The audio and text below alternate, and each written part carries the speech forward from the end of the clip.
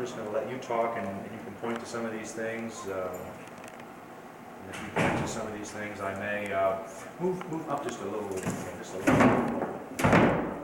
over toward the desk, yeah. Because I want to make sure I get as much as possible of you and the radio station. And let me just get one more zoom focus to make sure everything is clear. These automatic cameras, I've never used a camera like this. Everything is automatic, and you have to make sure it's not on.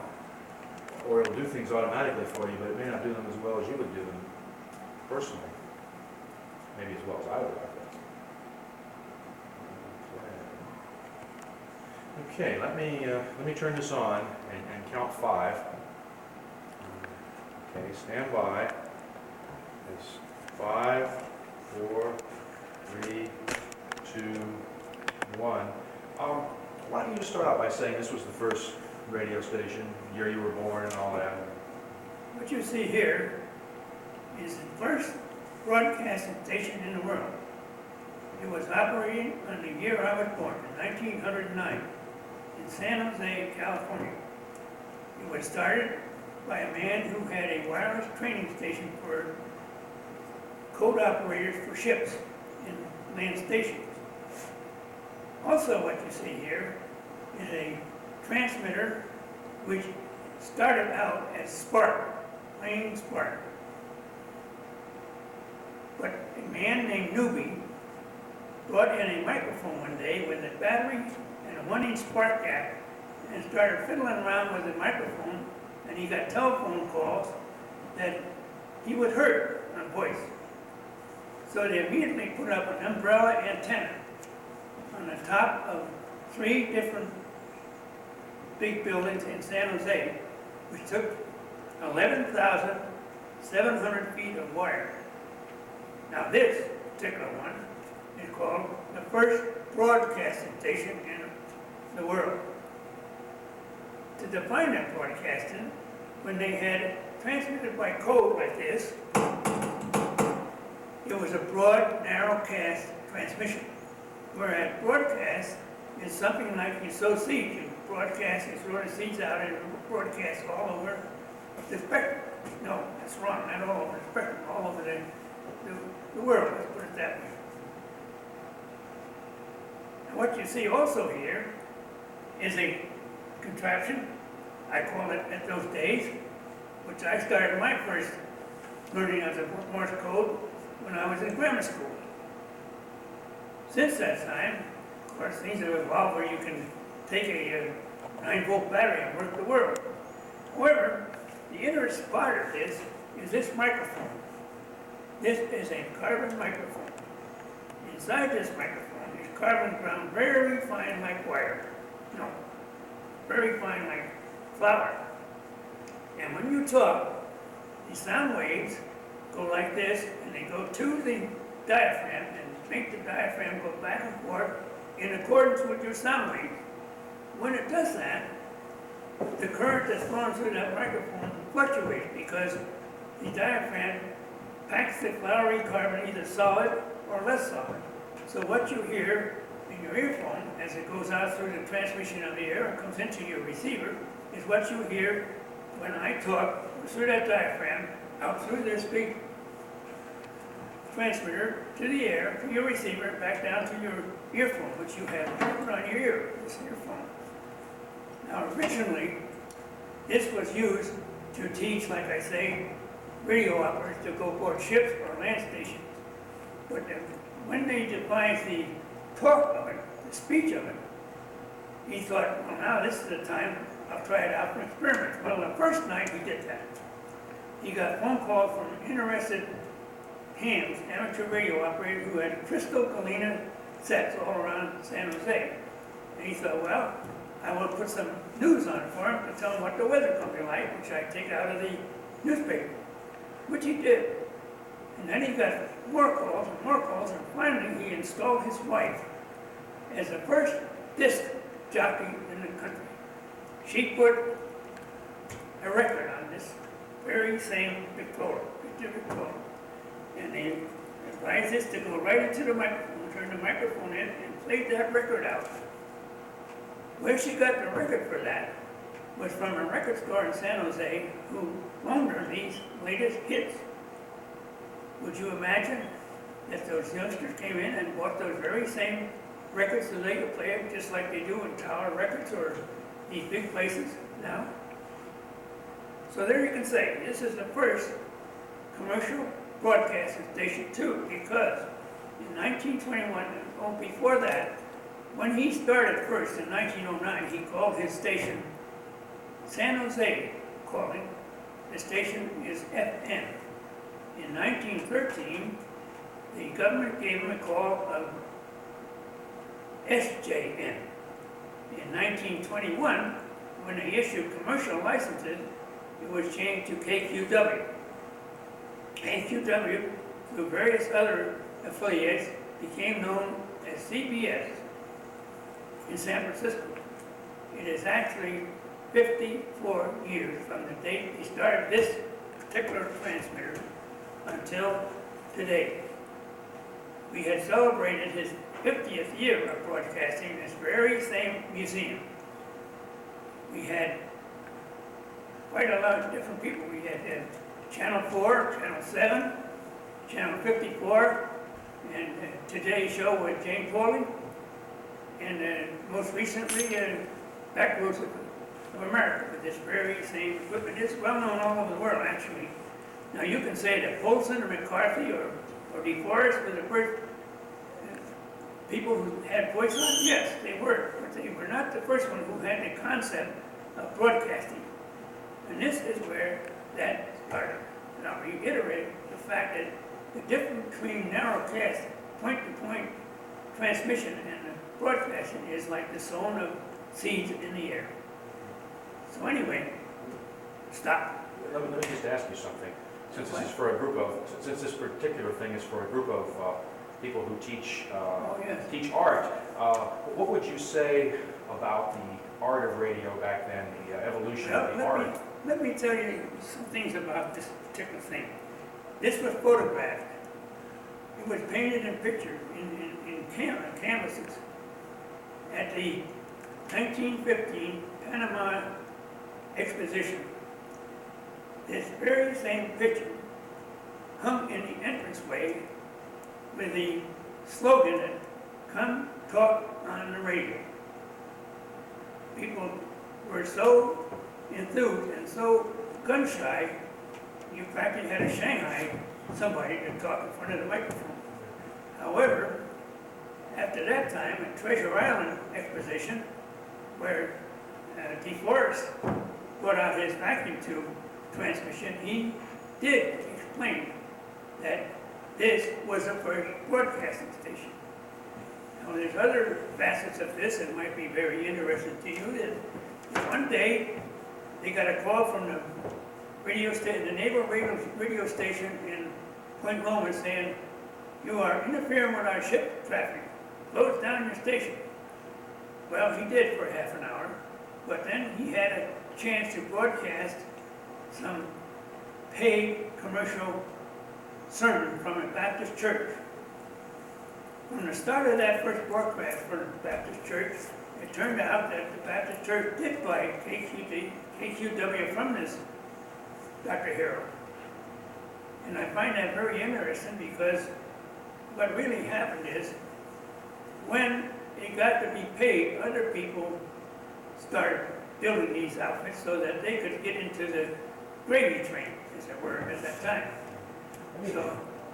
Let me have you do one more thing over again in the beginning. That beginning you did, I don't know if I had the right adjustment on this thing or not, but I'd like to have you start out again by, like you did, by saying this was the first radio station in 1909, the year you were born, and then also explain a little bit about it, in maybe about 2 minutes, and then go into how the wife would play records, just in case, because I have a hard time composing this thing. Go ahead and just... This, what you see here is a well-known first broadcasting station in the world. It is worldwide sensation. Even to this day, it is widely heralded as a coming of radio. There's a difference between what McCarthy or Poulsen or the point-to-point radio stations were, they had code. And they had a very narrow spectrum. They called it narrowcast transmission. However, this transmitter was built in the year I was born, in 1909. You want to start that over again? Go ahead. This transmitter was developed in the year I was born, in 1909. I got interested in this very same thing from the science teacher, the physics and chemistry teacher in high school. I was in grammar school at that time, and I heard this noise upstairs in the chemistry lab, which was the high school part of it. And I ran up there, and here was the man sending in code with it, like with this here key. He taught me how to read this code, and then he helped me build the Galena crystal detector. From there on, I went up to my present time, in which I have been an licensed amateur radio operator for 57 years. And it's a very enjoyable hobby. Let me To get back to this, Wait, yeah, okay, start over again and with that thing about this is the first radio station in 1909, and then explain about what they did. this, what you see here, is the first radio broadcasting station in the world. It was started in 1909, in the year I was born. How it happened to become a broadcasting station and not a narrowband or narrowcast station is because one of the technicians who was working for Dr. Herrold, who owned this station, who had this station, business of teaching other persons to become radio operators aboard ships and land stations, wanted to experiment with a microphone that somebody had brought into the lab. So he had a battery and a 1-inch spark gap, and he hooked the microphone into it. And would you know, the voice went out over the air. And that very half hour later, he began getting telephone calls saying, I heard voice on my crystal set. And it was a shock. I had never heard anything like that on my set before. Now, remember this was 1909. There were no licenses at those times. And nobody had any idea that voice couldn't go out on the air this way as a broadcast. I'm going to define the difference between narrowcast transmission and broadcast transmission. And narrowcast transmission is point-to-point and only meant for one person. No one, the fellows who invented it, Wilson, DeForest, and McCarthy, had that concept. But Dr. Herrold thought here, and people will call in, they'd be interested in broadcasting. So broadcasting at that time was just the same. I would define it as somebody sowing seeds, thrown out to wherever they would go and land, and somebody would pick it up. After they had gone for about 3 or 4 months, and he found the interest to this, his wife had this Victor Victrola put it on the stand here, as you see it now, and this here horn, which was directed to this here microphone, and they played that record. I forgot the name. It did have a name at that time. However, his wife was the first disc jockey in the world. That sounds, they said now today there's hundreds of thousands of disc jockeys, but she was actually the first one.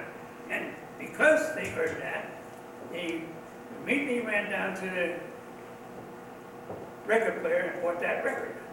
But would you know, the record player owner kept handing fresh new hits to Mrs. Herrold, and she put them on this very same Victrola, and it was a business. To operate this, he had to put an umbrella antenna over 3 buildings. Imagine that, 3 buildings, the roofs of them, 11,700 feet of wire. And it had a big picture on it of it alongside of the Eiffel Tower in 1913. In 1913, he was issued a call letter SJN, Before that, he just said San Jose calling.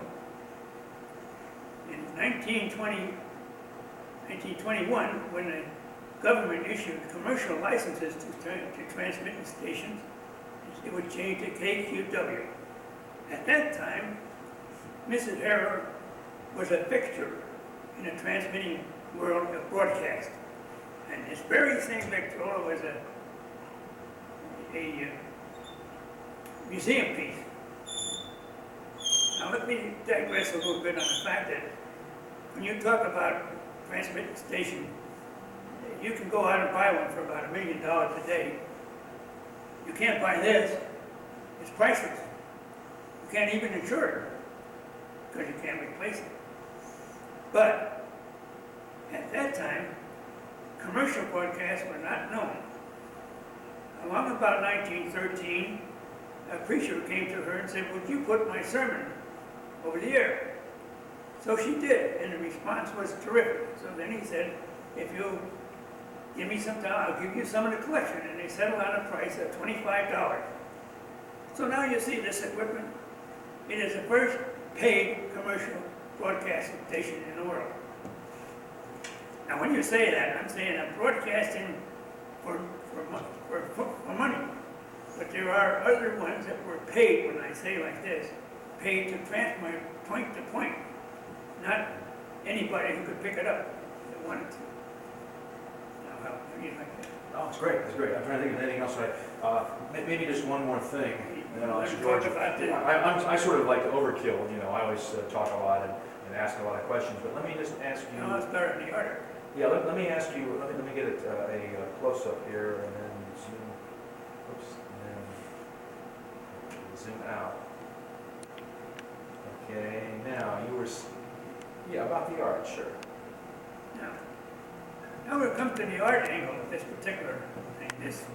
What you see here has been photographed extensively over the years since 1913. It has been big picturized, reality pictures rather I should say, on the 1915 Pan-Pacific Exposition. It was right over the entranceway to the big tents. And on this here picture it said, "Come speak over the radio." And you have my recollection of what I've been told, hearsay, is that they were so gun-shy, the people, the public, that they almost had to Shanghai somebody to get them up to talk on the telephone. However, at the 1915 the Treasure Island exposition, Dr. DeForest, who had tube radios at that time, he was the inventor of it, he had also talked about this and made a lecture on it about this being the first commercial broadcasting in a station, how that happened. As I explained before, is that a preacher wanted his sermon to go over the air, and he had devised a method of getting them insured by putting $25 in a coffee can, in which Miss Herrold had there for a donation to help this broadcasting station from the children who used to come up there and tell them they heard him these records on the player. What was it Now, like? art. What was it? Oh, well, go ahead. I don't mean to interrupt you. Go ahead. Do what? Well, I just want to, what was it like back then, being a radio listener and having all of a sudden having music and plays and things like that and Well, news? it's true. It's true that the only people that heard him originally were what they call amateur radio enthusiasts or spark enthusiasts who had Kalina crystal detectors. And they were so enamored of the fact that if they could hear something, they almost clamored to put on some music and some news and some skits and plays so that they could hear this. It's so much so like the first television pictures, and you could see somebody in the famous dresses and hats and so forth. This is what happened then. Everybody wanted to get on it. Not only that, it was word of mouth, and it went like wildfire. As a matter of fact, some artists came there to this very studio to take pictures, to take away to paint. And why did it fit?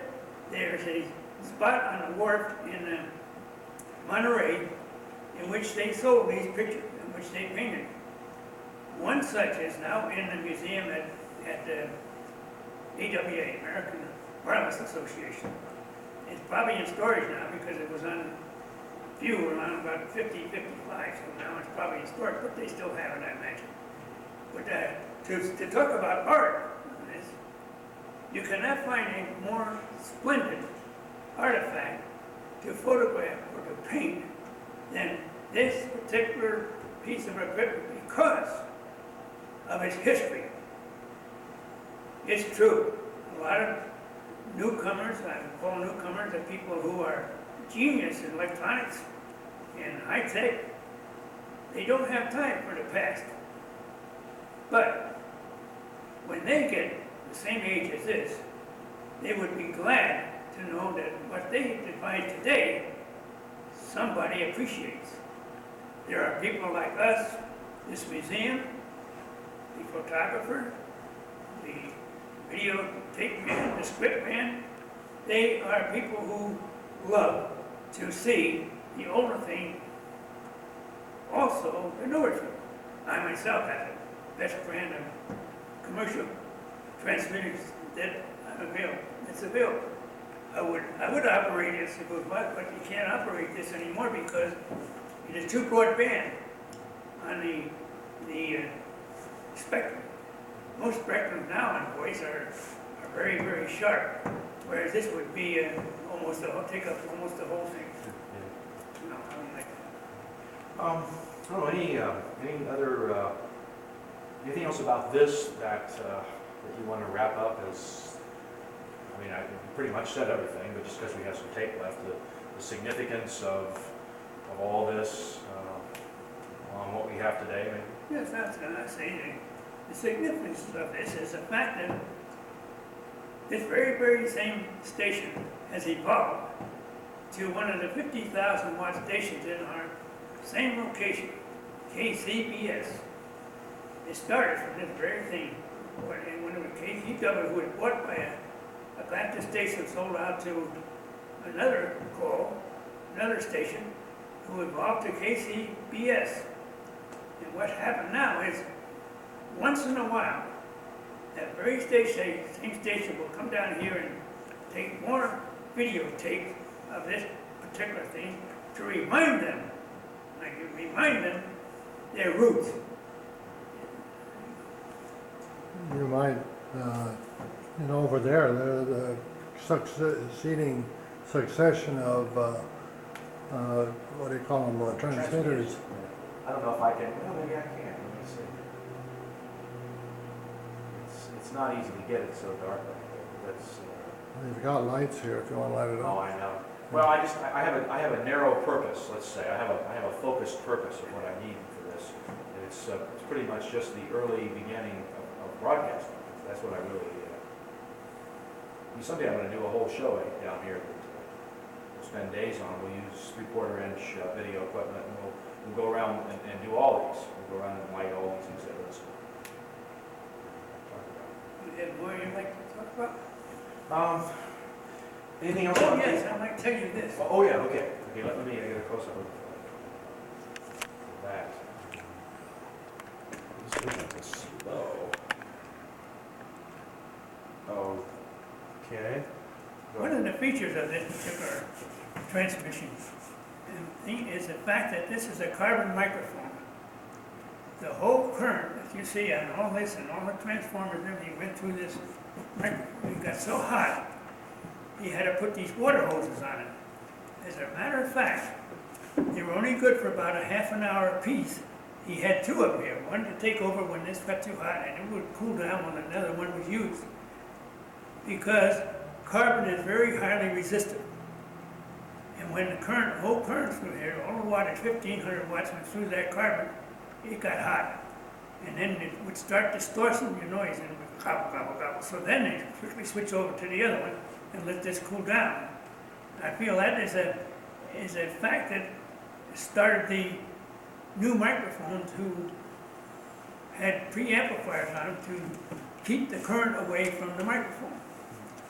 Now, if you would like to have one more part of this is Sure. that if you wanted to change a frequency of this particular helix coils, you would have to put your mouth farther away from the microphone and closer.